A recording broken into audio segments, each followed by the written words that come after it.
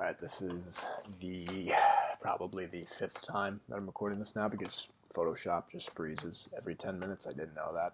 And then I got a call during another one. It's on Do Not Disturb. Doesn't really matter. I wanted to go over some of the topics that I feel have been the most beneficial to me in the courses that I've taken in my journey through coffee and have led me to where I'm at now. If you don't know me, my name is John Wilt. I'm the owner and operator of Made in Coffee Roasters. We're a small micro roastery that does about 500K in revenue projected this year. That's up about 50% from last year. And yeah, I'm just going to give you a quick background on myself before we get into today's lesson. So I started in coffee. If I look to the side, I just have some notes ready so that this can flow a little bit better. So just to be aware, I'm not like staring at something else. But I started in my coffee journey, my maiden voyage, in 2020 when I created the Really Good Coffee Reviews Instagram. It was this like coffee reviewing channel on Instagram that I totally ripped from Dave Portnoy with his like pizza reviews, and somehow gained a following. I, at the time, was looking to get involved within the music industry. And the guy that I kind of got hooked into let me know that if I was really going to get involved, then I would need to have some sort of social media following to be a DJ, because that's what I wanted to do at the time. And I figured this was the best way to do so. And through it, I discovered a stronger passion for coffee than for being a DJ and helping people forget about their day-to-day lives. That's not a trash against DJs. I'm very happy that I'm working in this industry and not that one. And so I was meeting a lot of coffee shops. I was getting a lot of coffee sent to me from these shops. And I was looking to take the next step because it was a fun hobby, but I wanted to make it profitable.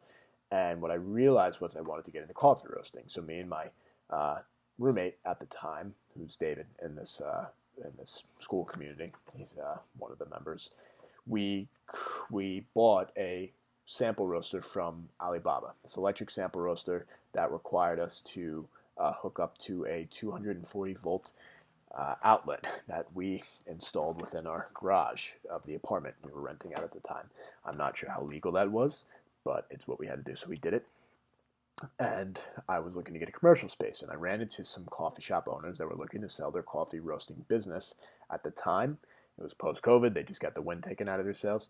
And I applied for an SBA loan, and throughout this 9-month process, I finally secured the $127,000 needed for the total $150,000 purchase price to buy these previous owners out. So why am I telling you this? Well, this is the first video that's going to be posted on the school community, so I imagine that this is going to be the one that people first click on. So I wanted to give you a little bit of background on myself, just to put a face to a name. And I just, hope that this can inspire somebody one day. Maybe if you're looking to pursue your journey or career in coffee. I sure as hell needed it during my time. So maybe this can be that push for somebody, hopefully. So let's get into the topic of coffee sampling / Q grading and what I believe is the key to tasting coffee. I received my Q grade certification for Arabica coffee. There's also Q Robusta. That's the two main varietals within the coffee tree. I think there's about 120 total varietals of coffee, but those are the two main ones. So on March in 2024, this past year, on the official CQI Coffee Quality Institute, you can find me there. There's about 9,000 Q graders worldwide, so it's a very niche industry. A Q grader is basically somebody that has dialogue with the coffee importers / farmers, or actually works at the farm level to basically, in order to set the price of the current harvest crop. Farms, producers, roasteries, green coffee importers look to hire Q graders to add some more weight to their resume and show that they have an unbiased expert tasting their coffees. Think of it as like an extra layer of security. It's like this inner group or this inner circle of people that are providing these grades with coffees and can speak to certain language to justify their grades and the price that they have set for those crops. When contracting a new coffee, you obviously need to taste it first to see if you want to bring it on. Q graders are able to grade the coffee on a score of 1 to 100. Um, and basically anything specialty grade is going to be above that 80 range, so 80 to 90 range. I doubt you're going to find a coffee that's in that 90 plus category. If you are, kudos to you. I have not found that one yet. But yeah, anything specialty grade is 80 or above, so that's mostly where you're going to be working with. If you find anything lower than that, something is definitely wrong with the coffee. So, but here's the breakdown. I'm actually going to post the PDF of the SCA scoring system, the CQI official scoring sheet that you need whenever you're grading these coffees as a Q grader. But in this sheet, there's 10 different categories, all worth 10 points each. There's fragrance and aroma, which is the dry and wet smell, flavor, aftertaste, acidity, body, balance, uniformity, clean cup, sweetness, and overall. In an ideal situation, you'd have a Q grader at the farm with the importer and at the roastery so they can all provide and communicate their score with each other. If that sounds like a lot of different categories, it is, but once you taste about 50 to 100 coffees, you get used to it. When you're all getting the same score within 0.25 to like 0.5, it means you're all calibrated. That's what Q graders are always shooting for. They're always trying to be calibrated with one another. If not, something is off and the price of the crop most likely needs to be adjusted because there must have been a Quaker or a defect within the coffee, something that stuck out, and that actually means that the price needs to, or the grade needs to come down a bit because that means that something is wrong in that situation if everybody did their scoring correctly. But here is why I think that grading system is bullshit within reason. The first reason that I have is that the CQI scores only grade the grade of the potential of the coffee, so not the ability of the roaster you're buying it from. So when you provide a grade to a certain coffee and you roast it a specific way, essentially what roasting is like it can turn into the covering up of certain flavor profiles. So if you take the same coffee, you give it to two separate roasteries, I actually doubt you're going to be able to even tell that it's the same coffee in a blind test. A lot of roasteries roast their coffees different ways. Now it's becoming a lot more similar, we're finding, which I don't think is necessarily a good thing, but there's only one way. There's only so many ways to skin a cat. But the point is that if you're roasting coffee different ways, you're bringing out certain flavor notes, you're muting others, depending on certain energy transfers and heat shifts at different time periods. You're going to bring out a different coffee, essentially. And it's just going to be very difficult to consistently provide that same score that you received at the tasting level of that coffee. So that's my first. The second reason is I believe that this process has a extremely high bar to entry. So in order to gain an understanding of what you enjoy, you need to pay thousands of dollars in order to maybe pass your first test. If not, get ready to pay again. There's also very few resources out there that can provide you with any practice material to actually study for the exam. I took a class one time with this guy named Joey Stazone, who's the owner and founder of Cafe Creole. Great guy, just like an all-around great human being. If you are looking to take his courses or take the Q grade exam, I would highly suggest taking his practice exams or practice courses. The New York Coffee Fest has his courses. Those are where I took them in New York at the Javits Center. They're usually around March. He has a great class, and one of the things that I learned in his class was this idea of nostalgia. And I believe that idea is the key to tasting coffee. Big reveal. I think nostalgia is an incredibly powerful tool within any industry because anyone that can find comfort in certain things that remind them of a better time, they're immediately going to be drawn to it. And I think that the same rule applies when tasting coffee. So rather than looking at the coffee as a scale that demonstrates improved quality, you should instead focus on the pronouncement of its characteristics. Um, as I've said before, there's about, I don't know if I said this before, but there's basically about 60 different flavors that you find within coffee. There's roasted peanuts, there is molasses, maple syrup, uh, green vegetables, peas, honeysuckle, apricot, apple, um, tropical, different types of flavor notes that you find when tasting coffee. And when you can when you can identify a flavor with a memory rather than a specific flavor note that they're like trying to beat senselessly into you, you have a much easier time with remembering that flavor when you're tasting coffees in the future.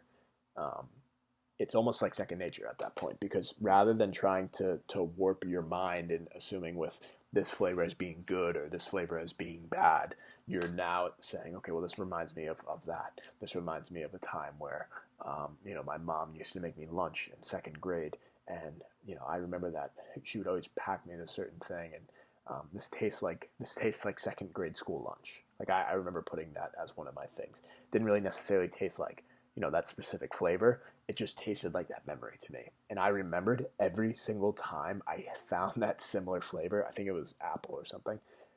I would say second grade school lunch, and it was immediate. It was like, took me back to that time, and I remembered. And again, this idea of nostalgia is just, it's so powerful, and you could really take it and run with it. I mean, Nintendo, the video game company, that's their entire marketing ploy. They're just completely recycling same ideas within their video games and their products that they put out, and they're using nostalgia as this incredibly powerful marketing tool with their consumers, and they're able to pump out the same game every single year, the same Mario game, the same Pokemon game, the same any game, and they have a huge fan base, such one of the strongest fan bases within that industry. And I would attribute all of that to the nostalgia you get from that feeling of playing their video games.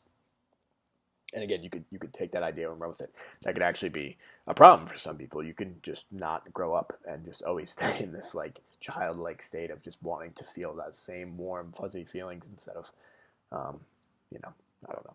I'm going off on a tangent, but there's a video on YouTube. There's this artist called Meat Canyon. He made a video on the idea of nostalgia. It's pretty twisted, but it's like that same similar idea of how you can use that memory and keep it with you and apply it to the things that you're doing and remember it and respect it, or you can let it just like overtake you and whatever. We're gonna get off of that topic. So focus on the pronouncement of specific coffee flavors when you're tasting coffee. So if you're getting an 80 to 83 grade coffee, usually the most common flavor notes you're going to get are chocolate, dates, granola, black tea, brown sugar. These very basic, prominent notes that are I actually at a certain specific elevation with certain coffees. It might be the varietal too, but I digress. If you're tasting an 84 to 86 grade coffee, you're going to be getting notes like apple, orange, honey, blueberry, these fruitier notes, these more sweet candy almost like notes within these coffees. If you're dealing with 86 plus, you're going to be getting more floral, more honeysuckle, jasmine, hibiscus, lemon, and lime. These very delicate, nuanced flavors that require a pretty skilled roaster to really bring these out fully without completely muting them. When you are first starting in coffee, it's easier to identify the more common tasting notes found in most coffee shops today.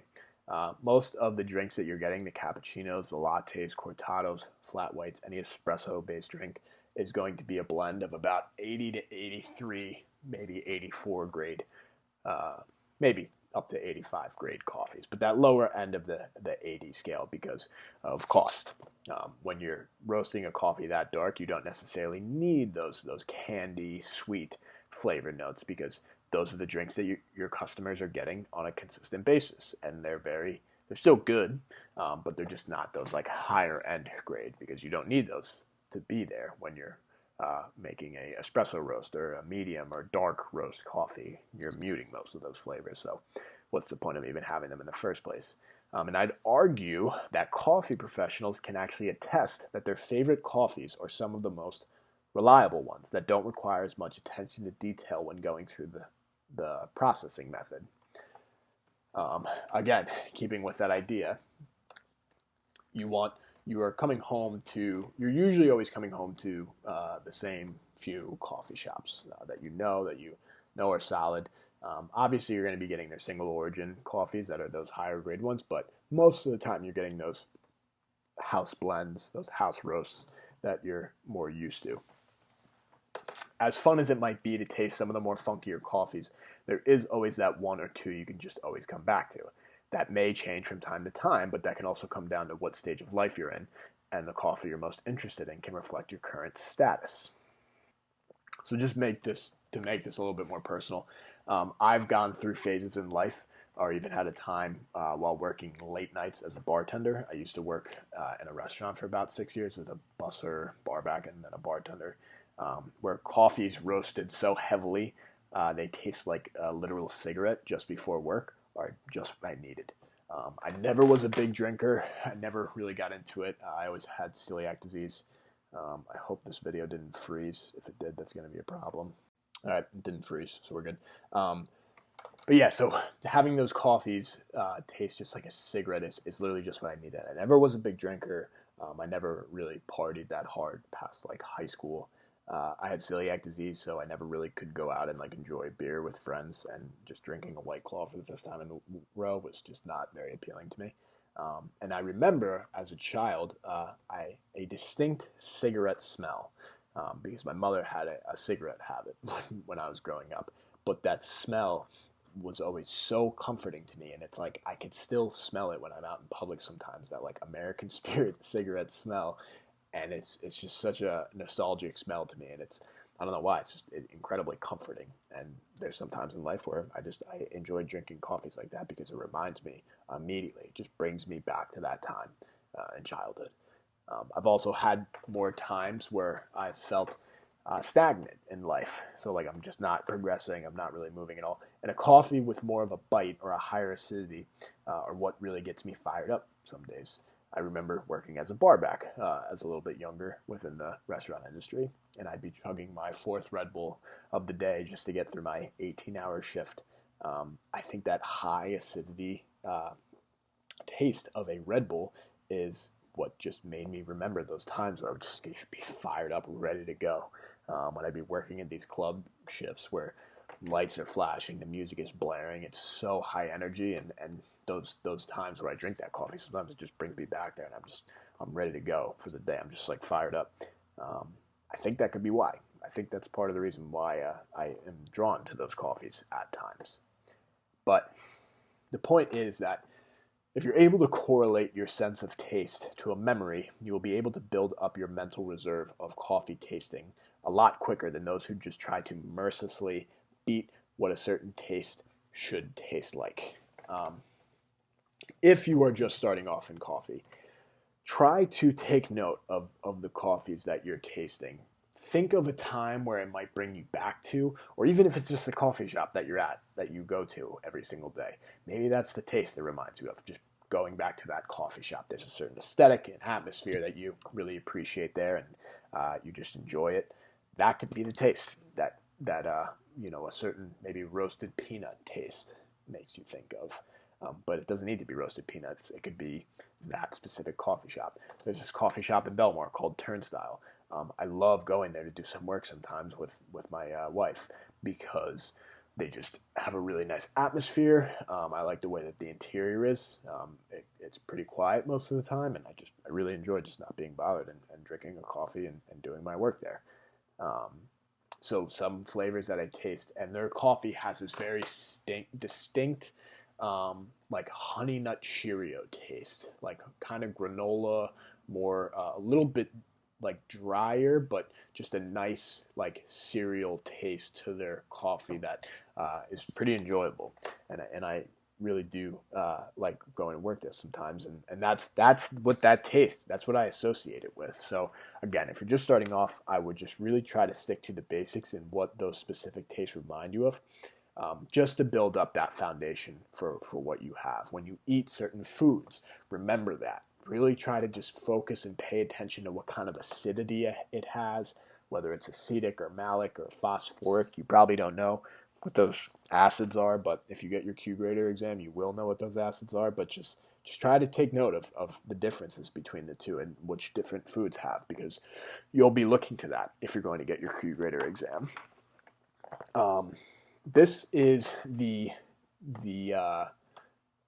document. Well, this is the actual grading structure that I use when I'm grading coffees. It's a really simplified version of this SCA PDF that I'm going to link within this course description, because I think that's too complicated if you're just getting into coffee. If you want to use that, fine, but this is the structure that I use for the coffees that I taste. I taste about 5 to 10 coffees every single week, and this does me just fine in finding quality, high-end coffees that I don't need to go through this lengthy process every time going through. So I don't know if you can see that. It's the FATO, means fragrance. These are the numbers of the coffee. So 1, 2, 3, 4. Fragrance, aroma, taste, overall. Every category that we've talked about really falls under those 3 or 4 grading systems. In taste, you can start to focus on the body of coffees, what kind of mouthfeel it has, the level of acidity that it has. You can even do type of acidity if you know how to identify those. Fragrance and aroma, those are going to be 2 different smells that you get, whether it's dry or wet. I will also draw like an arrow pointing in the direction which, if the coffee is improving in flavor, or if it's disproving in flavor, disapproving. Because that's something you have to keep in mind if you're contracting a coffee.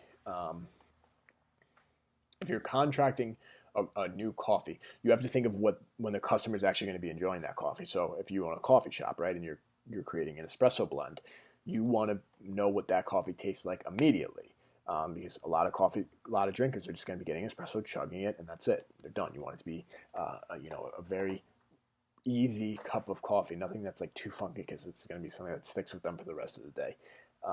You got to know what it tastes like with the cappuccino and a latte. With a lot of these milk-based drinks, can you still taste it when you have those additives within the coffee? If you're contracting a single origin coffee, does it have this really nice flavor that lasts for a long time? Because people are going to be drinking on it for a long time. They're not just going to be chugging it. They're going to want to enjoy it and see how the flavor develops over time. If it drops off after a certain amount of time, the flavor just completely dips. That might not necessarily be the type of coffee that you want to contract to bring on to your arsenal. You want to look for a different coffee if that's the case. But these are just certain little things that you want to keep up on.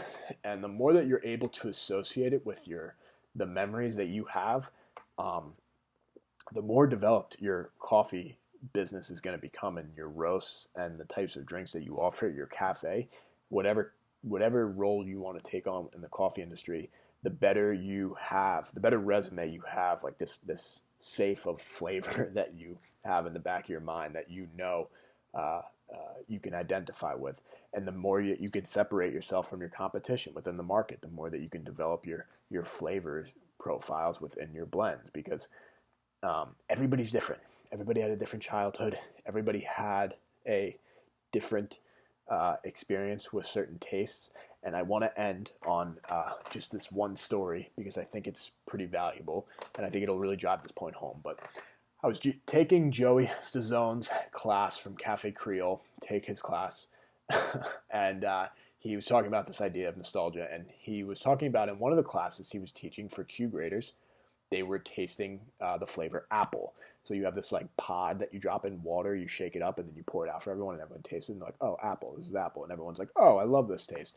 There was one guy that hated it, and he's like, I hate this taste. He's like, why would anybody dislike this taste? It's like really nice. And he didn't even understand it either, because they didn't know what flavor it was, and they told him it was apple, and immediately the guy got it, because he remembered when he was a kid, his mother used to feed him this medicine that had a apple flavor and he hated it. And she always forced it to him all the time. So he associated this traditionally good taste with this negative experience he had in his childhood. And I bet he passed his Q grader exam because he associated with this specific flavor profile with this very intense memory he had of his mom feeding him this medicine that he hated. Um, but he was able to correlate the two. And that's the type of outlook you need to have when you're tasting these certain flavors, whether it's in food or coffee, wherever you can get them. So I think that's it. I think that's a good place to end. So thank you guys for listening. Let me know if there's anything you want me to focus on, and I appreciate it.